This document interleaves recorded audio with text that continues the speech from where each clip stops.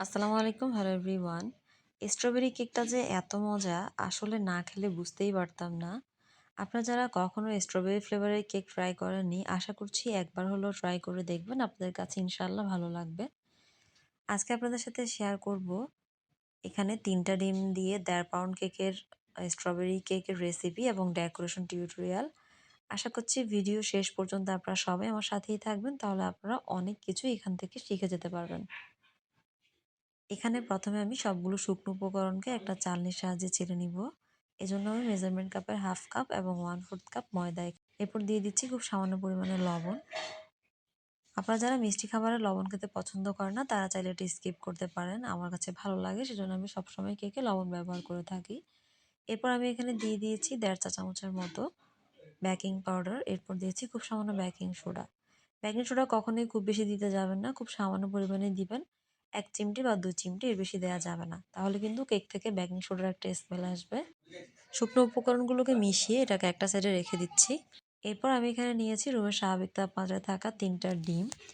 ডিমের সাদা অংশ এবং কুসুম আমি আলাদা করে নিয়েছি। ডিমটা যদি ফ্রিজে থাকে তাহলে অবশ্যই ১ থেকে ২ ঘন্টা আগে এটাকে বের করে রাখবেন, যাতে করে এটা রুমের স্বাভাবিক তাপমাত্রায় চলে আসে বা ঠান্ডা একদমই না থাকে। তো আমি এখন বিটারের মিডিয়াম টু লোতে রেখে এটাকে একটু বিট করে নিব।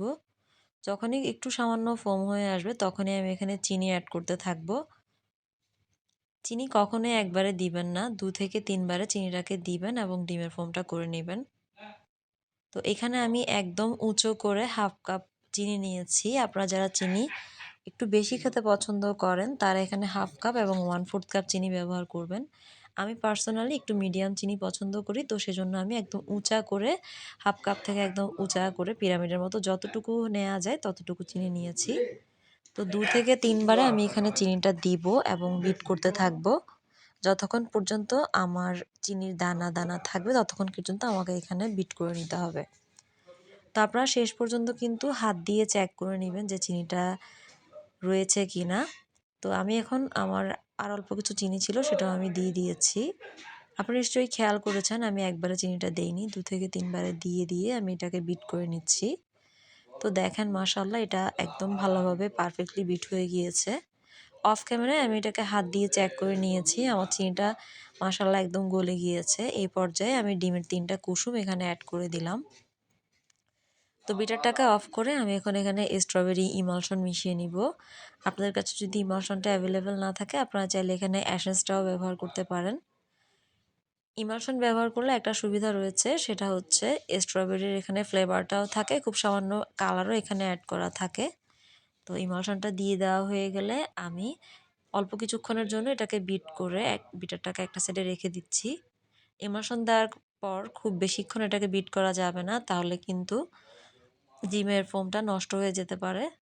তো এই যে আমার মিশিয়ে নেওয়া হয়ে গিয়েছে। তো এই পর্যায়ে আমি ডিমের ফোমটাকে ভালোভাবে মাঝখানে এনে দিচ্ছি একটা স্প্যাচুলার সাহায্যে।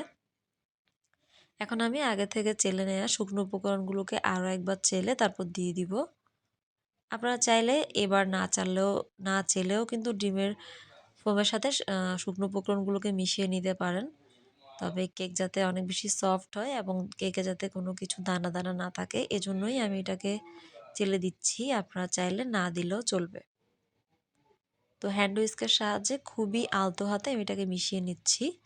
আপনারা ভিডিওতে একটু লক্ষ্য করলেই বুঝতে পারবেন আমি এই পর্যায়ে কোনোভাবেই কিন্তু তাড়াহুড়া করছি না। খুবই আলতো হাতে আমি শুকনো উপকরণটাকে ডিমের ফোমের সাথে মিশিয়ে নিচ্ছি। ফোল্ডিং মেথডে খুবই ধীরে সুস্থে আমি শুকনো উপকরণটাকে ডিমের ফোমের সাথে মিশিয়ে নিব। কেক বানানোর ক্ষেত্রে কেকের এই স্টেপটা অনেক বেশি ইম্পর্ট্যান্ট। দেখা যায় সবাই সবকিছু ঠিকভাবে করে ঠিকই, কিন্তু এই ফোল্ডিং মেথডটা ঠিকভাবে ফলো না করার কারণে কেকটা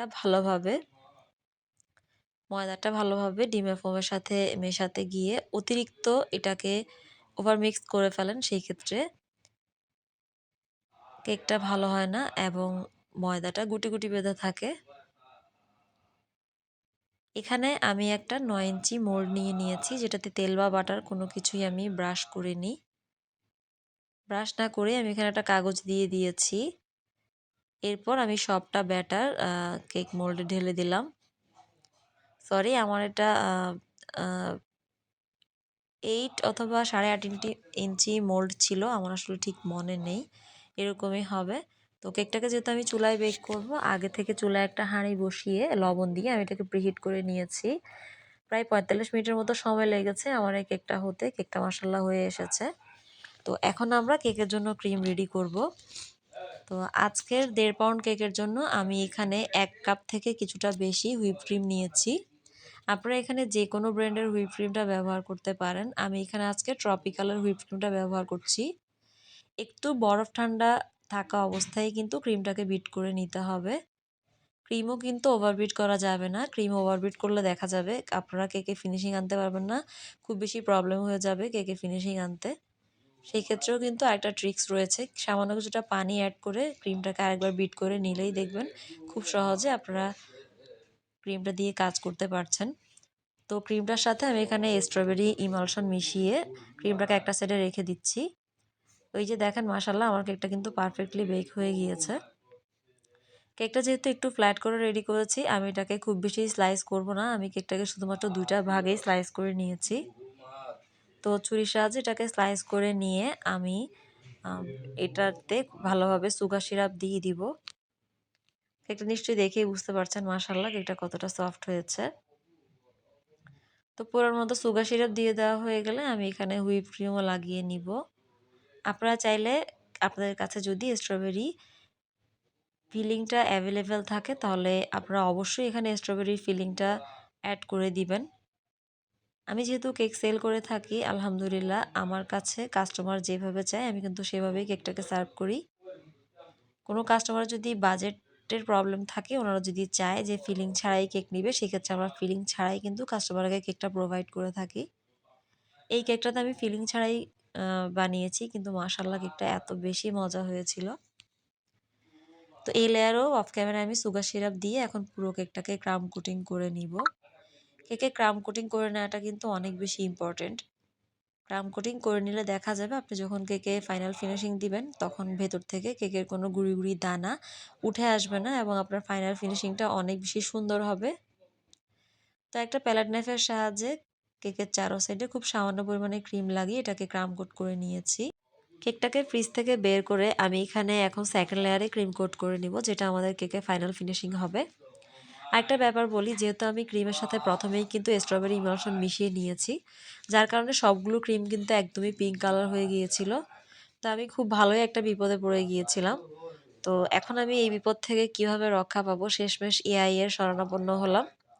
এআইকে আমি জিজ্ঞেস করলাম যে কিভাবে আমি এই কেকটাকে খুব সুন্দর একটা লুক দিতে পারবো একটা বয়সের জন্য, যেহেতু এই কেকটা একটা ছেলের জন্য কেকটা আমি বানাচ্ছি।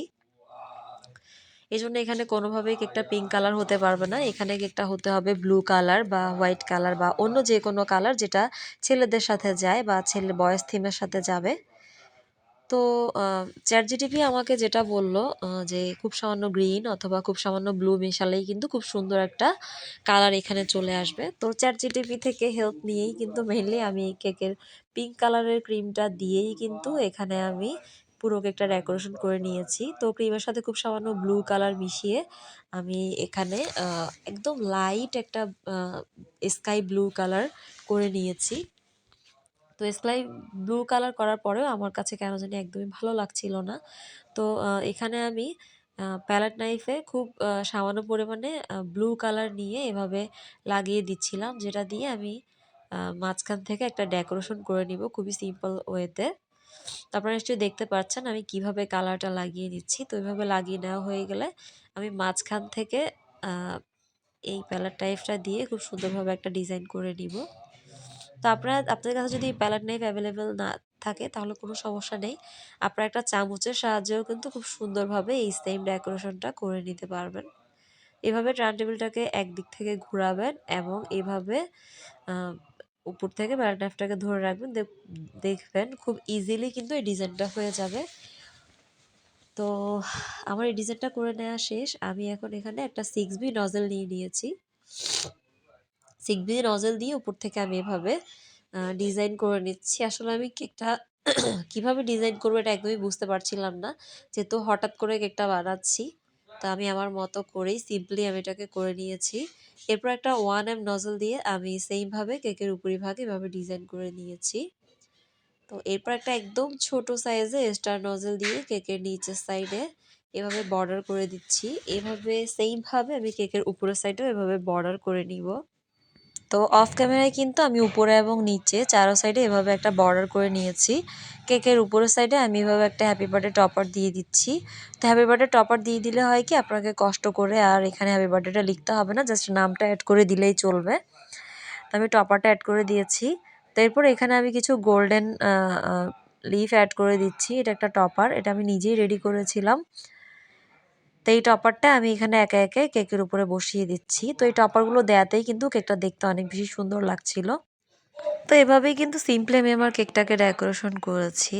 আপনারা চাইলে স্ট্রবেরি কেকটা যদি কোনো গার্লের জন্য বানান, পিঙ্ক টাইপের ডেকোরেশন করতে পারেন, সেটাও কিন্তু দেখতে অনেক বেশি ভালো লাগবে। আপনারা যারা প্রথমবারের মতো আজকে আমার এই ভিডিওটি দেখছেন, আপনারা প্লিজ আমার চ্যানেলটি সাবস্ক্রাইব করবেন এবং পাশে থাকা বেল আইকনে ক্লিক করে দিবেন, যাতে আমি কোনো ভিডিও আপলোড করলেই সবার প্রথমে আপনারা নোটিফিকেশন পেয়ে যান। তো এই তো কেকটা কিন্তু এভাবে দেখতে আমার কাছে ভালো লাগছিল না, সেজন্য উপর থেকে আমি কিছু গোল্ডেন লিফও অ্যাড করে দিচ্ছি। তো এইভাবেই কিন্তু মেইনলি আমি আমার কেক ডেকোরেশন শেষ করে নিয়েছি। আপনারা চাইলে আপনাদের পছন্দ মতো কেকটা ডেকোরেশন করে নিতে পারেন। আর যদি স্ট্রবেরি ফিলিং থাকে তাহলে তার কোনো কথাই নেই, তাহলে আসলে আরও অনেক সুন্দরভাবে কেকটাকে ডেকোরেশন করা যেত। আজ এই পর্যন্তই, দেখা হবে অন্য কোনো দিন অন্য কোনো ভিডিওতে। সেই পর্যন্ত আপনি আপনার পরিবার পরিজন নিয়ে ভালো থাকুন, সুস্থ থাকুন। আল্লাহ হাফেজ।